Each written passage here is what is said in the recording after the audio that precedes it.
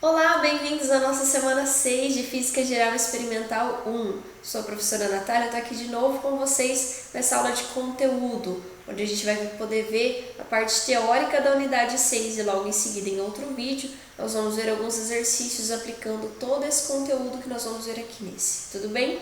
Lembre-se de verem as aulas conceituais, elas são complementares àquele conteúdo que eu vou passar aqui para vocês, tudo bem? Vamos à nossa aula então!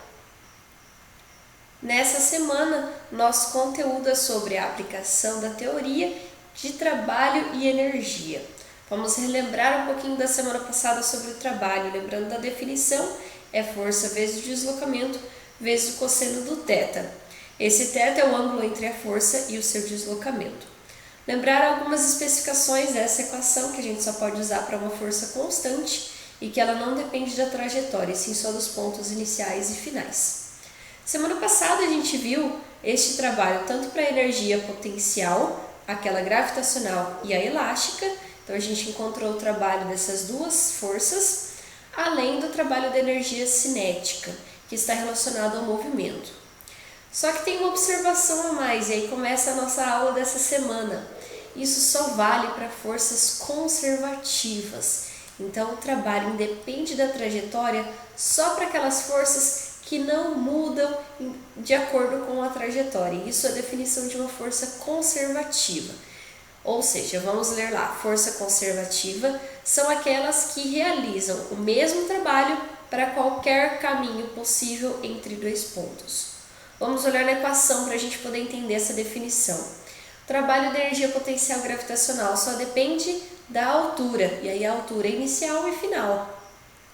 O trabalho da potencial elétrica só depende do x, que é a deformação da mola, e esse x é inicial e final. O trabalho da energia cinética só depende da velocidade, e a velocidade também é inicial e final, ou seja, não depende da trajetória. Qualquer caminho entre esses dois pontos, a gente vai encontrar o mesmo trabalho. Só relembrar também o exemplo que a gente fez na aula passada sobre as bolinhas caindo, né? Se elas estão caindo, elas têm a mesma massa e a mesma altura, não depende se uma vai passar por uma rampa ou se ela vai cair em queda livre. Quando ela chegar no chão, a energia potencial e o trabalho dessa energia potencial vai ser a mesma, independe da trajetória que elas percorreram, e sim só da altura inicial e final. Já que a gente definiu então forças conservativas, o que são as forças não conservativas? As forças que atuam no sistema transformando-se em outras formas de energia são denominadas como forças não conservativas ou ainda forças dissipativas. Talvez esse termo possa identificar ainda melhor o que é uma força não conservativa, que é o termo dissipativa, ou seja, vai dissipar energia, vai perder energia.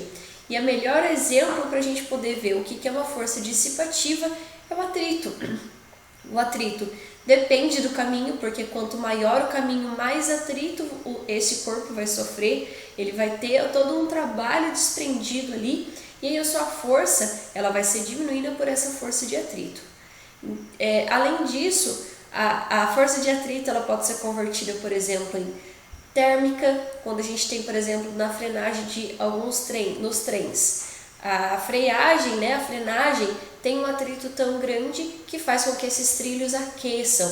Então, o atrito, o trabalho dessa força atrito é dissipada também em energia térmica, energia sonora, porque tem um barulho. Então, as energias não conservativas ou dissipativas são aquelas em que você perde energia, a perca de toda a energia desse sistema. Para poder então resumir isso, nós temos as forças conservativas e não conservativas. E se elas são chamadas de conservativas, elas se conservam e não se alteram, a gente pode resumir elas todas em uma equação só, que é o teorema da energia mecânica. Ou seja, a energia mecânica do sistema é o somatório de todas as forças conservativas daquele sistema ou daquele corpo.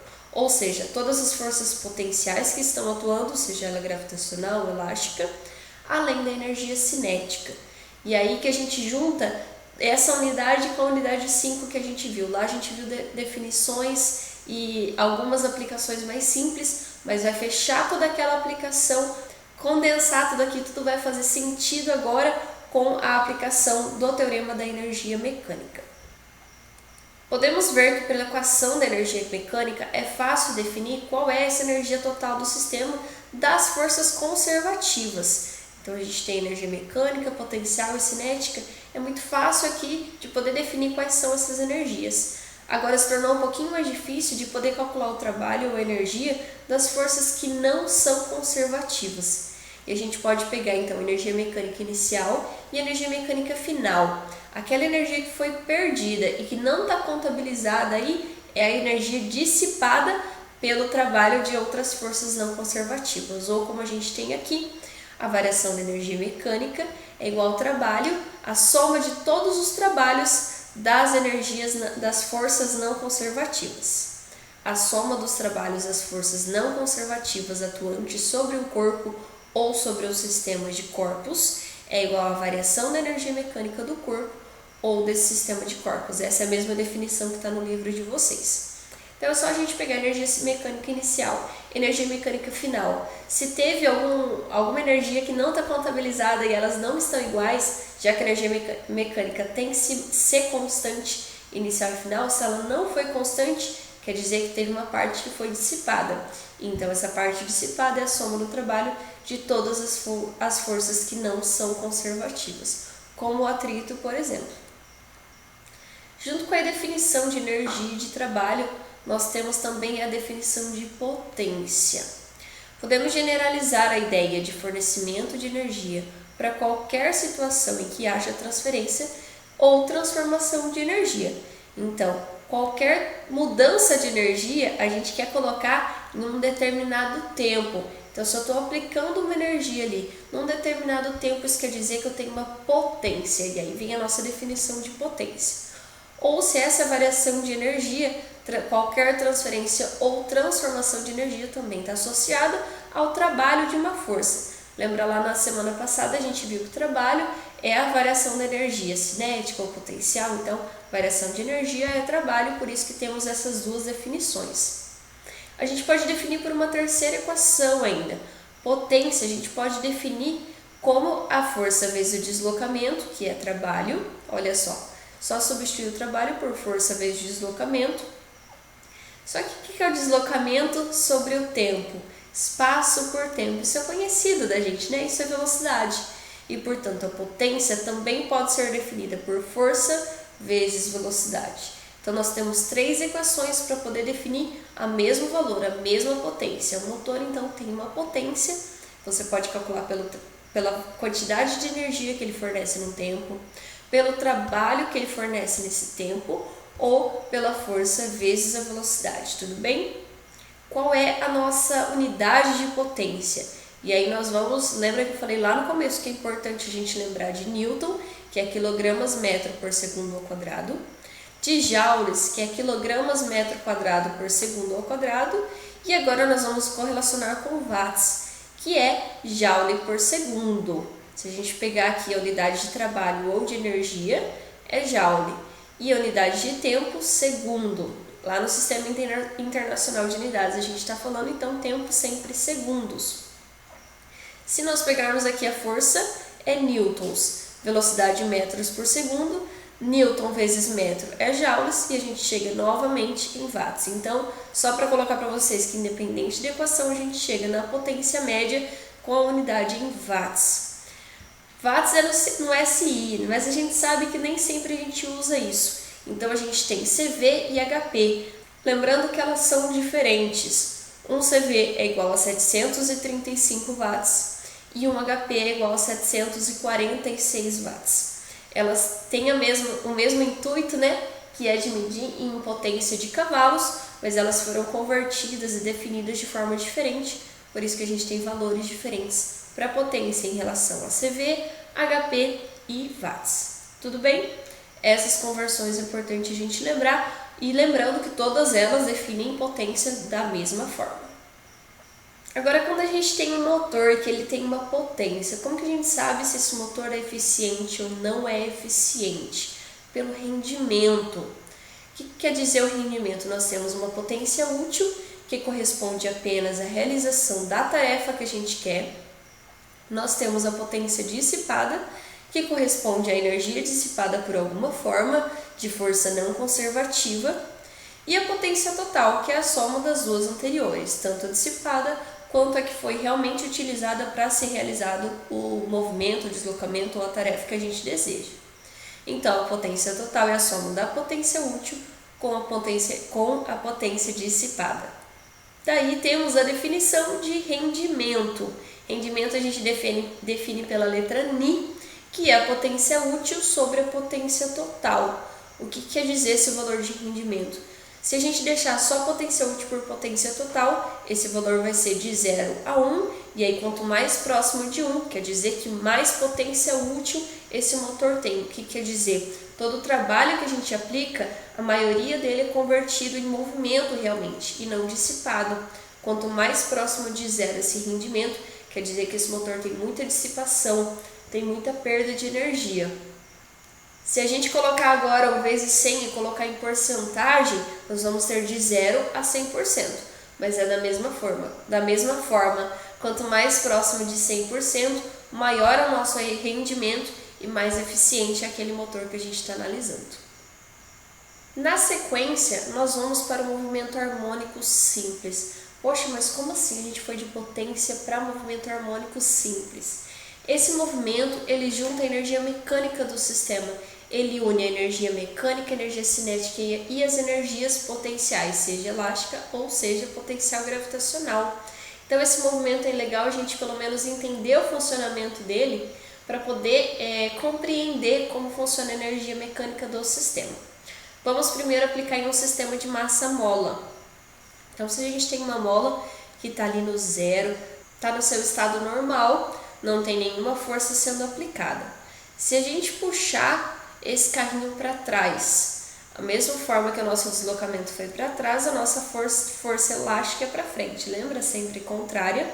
Então esse carrinho vai querer ter um movimento para frente. Se a gente soltar, esse carrinho vai para frente, então vai para esse estado aqui. E aí a nossa força puxa ele para trás. E assim por diante. Então se a gente fosse ver isso numa linha horizontal, só observando o carrinho, a gente ia ver que ele ia ir para frente, para trás, para frente, para trás. O que isso quer dizer? É um movimento que tem uma repetição, correto? E como eu disse, ele une as 3 energias. Por quê? Aqui no meio, no início, eu tenho minha energia cinética 0. Mas depois que eu comecei o movimento, vamos colocar que eu já estou no carrinho em movimento, como que eu observo todas as energias que a gente tem?